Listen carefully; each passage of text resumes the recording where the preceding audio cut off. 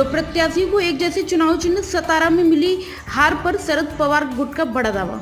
शरद पवार के नेतृत्व वाली एनसीपी ने शुक्रवार को एक बड़ा दावा किया है। उनकी तरफ से कहा गया है कि एक निर्दलीय उम्मीदवार और उनकी पार्टी का चुनाव चिन्ह एक जैसा होने की वजह से मतदाता भ्रमित हो गए।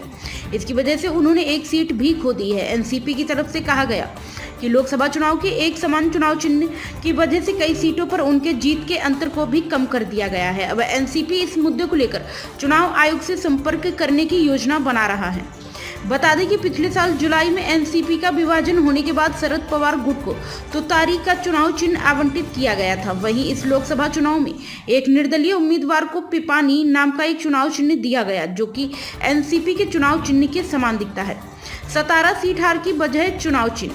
एनसीपी की तरफ से दावा किया गया है कि एक समान दिखने वाले चुनाव चिन्ह की वजह से वे सतारा लोकसभा सीट हार गए, क्योंकि मतदाताओं में चुनाव चिन्ह को लेकर भ्रम था।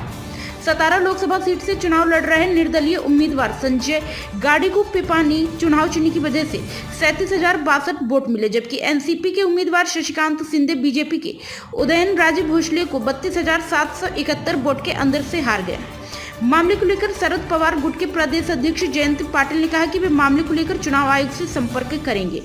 निर्दलीय को एनसीपी उम्मीदवार समझ मिले वोट। जयंती पाटिल ने कहा कि बीड में एक निर्दलीय उम्मीदवार अशोक थोराट ने एनसीपी के समान चिन्ह होने की वजह से 54,850 वोट हासिल किए। इसी सीट पर एनसीपी के उम्मीदवार बजरंग सोनबड़े ने बीजेपी की पंकजा मुंडे के खिलाफ 6,553 वोटों से जीत हासिल की। जो निर्दलीय उम्मीदवार चुनाव लड़ रहा था वो राजनीतिक रूप से सक्रिय नहीं था, लेकिन मतदाताओं ने एनसीपी का उम्मीदवार समझकर निर्दलीय को वोट की। बता दें कि इस लोकसभा चुनाव में एनसीपी को 8 सीटों पर जीत मिली है।